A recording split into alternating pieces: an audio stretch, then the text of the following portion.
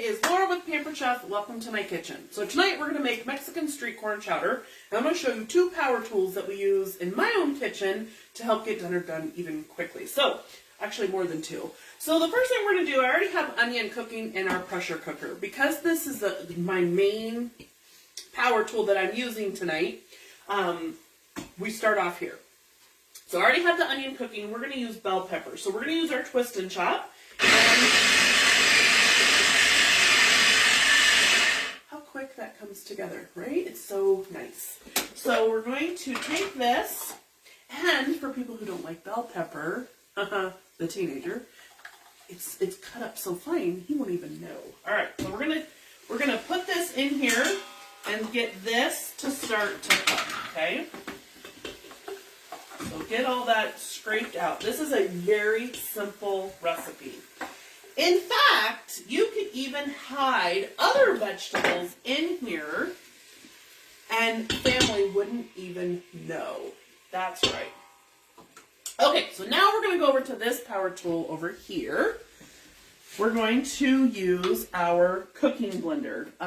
We're not going to cook with it. What we're going to do is we're going to actually use half of the corn and we're going to blend it up.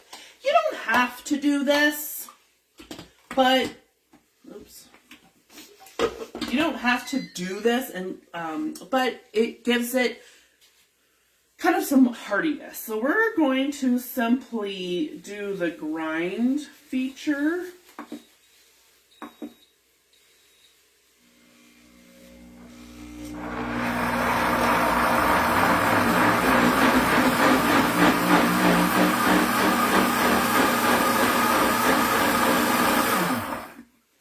It. Now, if you have an immersion blender, that actually would work too, but in fact, we could do this whole recipe right in this blender, but I do want to have some corn kernels, so we're going to use, that's why we're doing this. All right, let's come back over to this side,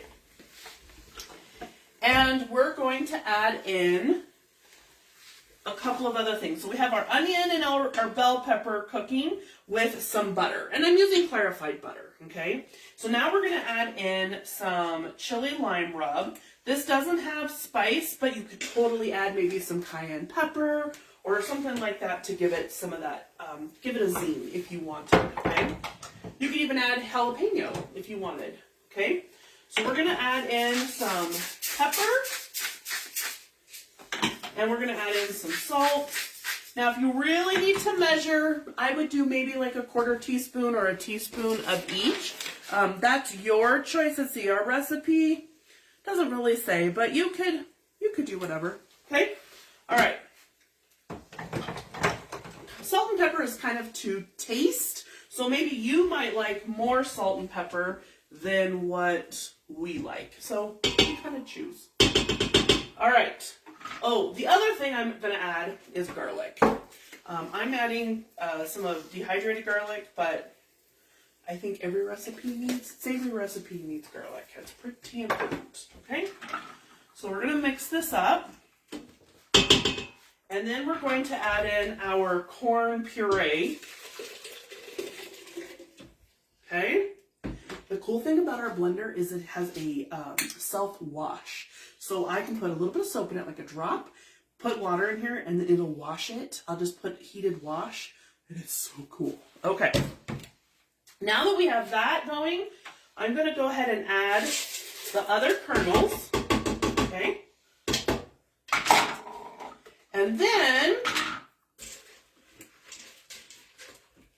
it needs a little bit more broth. So, oh, there it is. I knew I had more broth laying around. Okay. So we're going to add in a little bit more broth. Now, here's the cool part. You simply put it on here. Now, I've had it on the saute or sear setting so that it has been cooking. So I only have to mess really with one thing.